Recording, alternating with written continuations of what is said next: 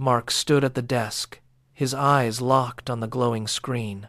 The bank statement showed the same figure it had for 3 years. Every month, his paycheck arrived, and every month, the total reset to 0.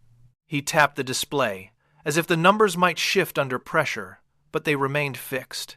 Outside the office window, the street was a blur of morning commuters. Across the intersection, Sarah stood at the bus stop, waiting for the line that would take her to the same building where Mark worked. She held a worn leather bag. She did not check a phone or pace.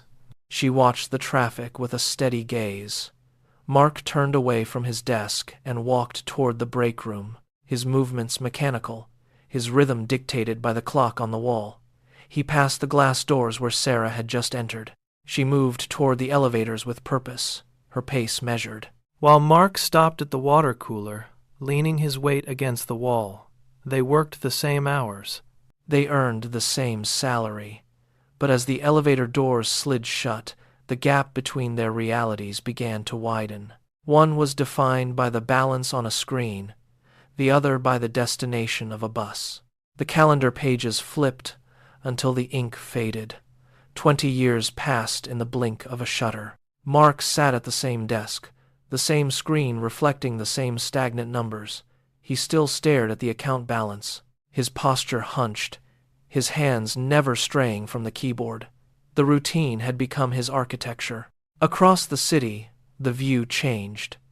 Sarah sat in a sunlit office on the top floor. She moved with a fluid, deliberate grace, navigating a complex portfolio of assets on her workstation. She did not watch the clock.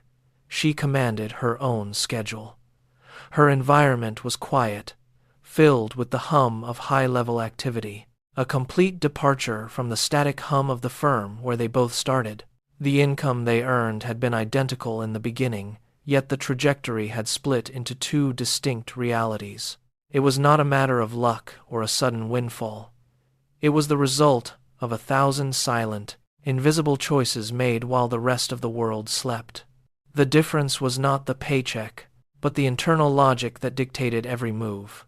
Mark remained anchored to his desk, while Sarah had built a bridge to absolute autonomy. The pattern was clear. Your life is the sum of the decisions you refuse to change. The gap between those 2 lives is not a mystery. It is a structure, built brick by brick with beliefs you never chose to audit. You carry a script in your head, written in childhood, that dictates how you handle every dollar. You heard that money is scarce. You heard that wealth is a sign of greed. These are not facts. They are hidden commands that force you to sabotage your own progress to keep you within the borders of what feels safe. When you believe money is dangerous, you subconsciously push it away. You avoid the negotiation, you fear the investment, and you protect the stagnation. To dismantle this, you must stop the cycle of reaction. Sit down with a pen. Write out the fear that keeps you static. Then, cross it out. Replace it with a new, clear directive. Money is a tool for security and freedom. This is not a mantra. It is a tactical override of your internal software. You are retraining your brain to see resources not as threats, but as conduits for your own autonomy. Every time you catch yourself repeating the old script, you stop. You identify the fear. You overwrite the command. The architecture of your financial future starts with these small, deliberate edits to the way you define your own power. Once you clear the internal scripts, you face the second barrier, the wealth ceiling. Most people operate with a thermostat set to survival mode. They subconsciously cap their earnings because they identify as someone who just gets by. When a high-paying contract or a promotion lands on their desk, they retreat. They sabotage the opportunity because the prospect of having more feels like a violation of their self-image. They would rather remain in the comfort of their struggle than enter the unknown territory of success. To break this ceiling, you must stop identifying as a survivor. You are not a person who happens to be broke. You are a person who manages resources. Pull out your notebook again. Write down the phrase, "I am the kind of person who manages wealth with precision." Force your brain to accept this new definition. When the next opportunity arises, do not look for reasons to retreat. Look for the mechanics of the deal. Treat your potential earnings as a professional output rather than a personal threat. By aligning your self-image with the reality of growth, you dismantle the psychological fence that has kept your income static for years. You are not just earning money. You are expanding the capacity of your own identity. Now, look at the physical evidence of your decisions. The third barrier is the confusion between assets and liabilities. You likely believe you are investing in your quality of life, but you are actually bleeding resources. Consider your last 10 purchases. A high-end vehicle is not a status symbol. It is a relentless drain of fuel, insurance, and interest. Every month, it consumes your capital without generating a single cent of return. Contrast that with a business tool, a skill-building course, or an asset that appreciates. These are conduits for future value. They work for you while you sleep. To change your trajectory, you must stop the drift. Before you swipe your card or sign a contract, pause. Force yourself to ask the hard question: does this purchase create future value, or does it consume my resources? Most of your spending will fail this audit. That is the point. You are not meant to feel comfortable during this realization. You are meant to feel the friction of a poor decision. Stop funding your own stagnation. Start directing your capital toward items that possess the potential to expand your reach. If an object does not serve your growth, it is a liability. Identify these drains today and commit to ending the cycle of consumption that keeps your bank statement frozen in place. The fourth wall you must shatter is the scarcity mindset. You operate under the illusion that keeping your money static is the safest path. You watch your balance, afraid to move, afraid to commit, convinced that holding on is the same thing as winning. It is not. Money that sits idle is dying. Inflation is a silent blade, carving away the purchasing power of every dollar you leave under the mattress or in a low-yield account. By protecting what you have, you are actively facilitating your own loss. This is the scarcity trap. It tells you that there is a limited pie and that you must defend your slice at all costs. This fear keeps you small. It keeps you focused on the defensive, reacting to the world instead of shaping it. To break free, you must flip the switch. Stop trying to protect your current pile and start focusing on creating more value. Growth does not come from hoarding. It comes from movement. It comes from taking your resources and directing them toward knowledge, smarter investments, and ventures that expand your reach. Real security is not found in the amount you have saved. It is found in your ability to generate more. Stop acting like you are losing a game of survival.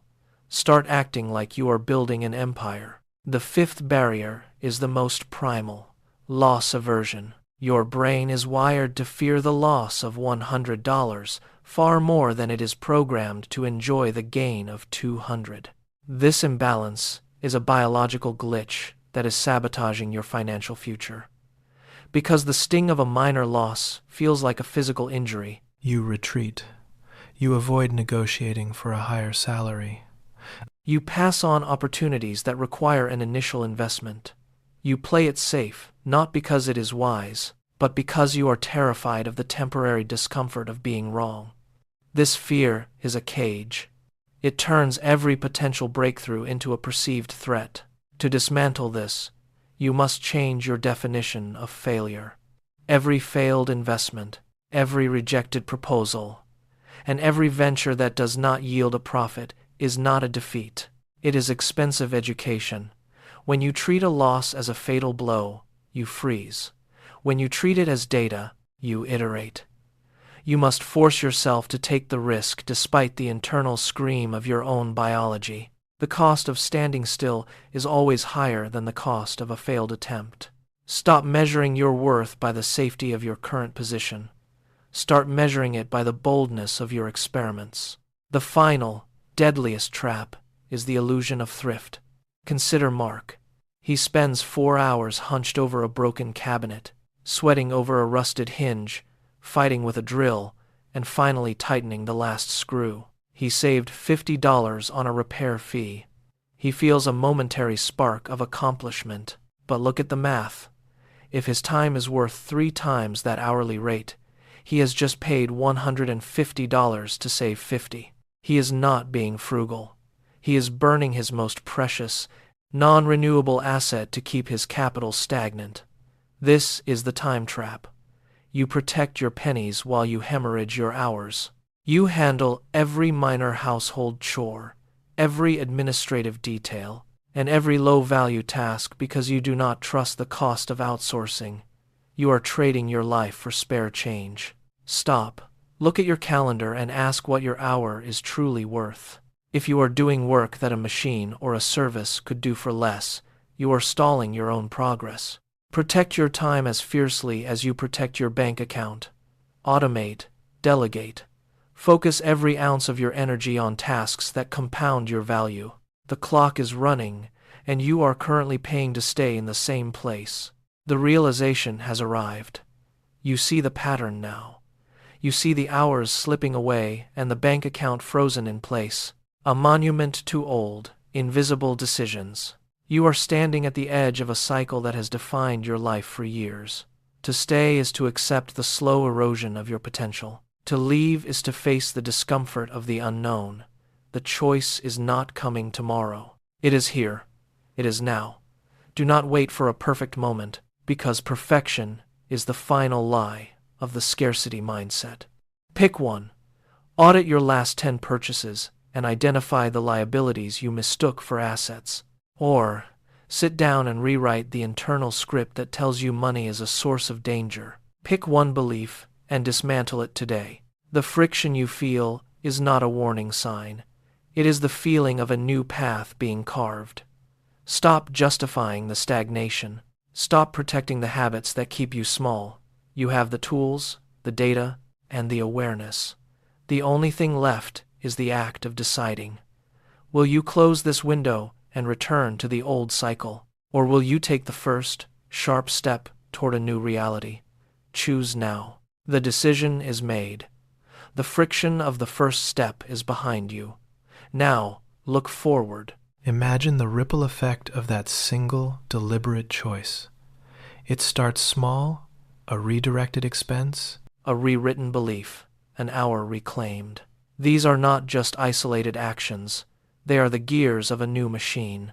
Watch as the days turn into weeks, and the weeks into months. The stagnation that once felt permanent begins to give way. The numbers in your account, once frozen, start to climb with a momentum of their own. This is the power of compounding. It is quiet, it is steady, and it is inevitable. You are no longer drifting at the mercy of old habits. You are the architect of your own time.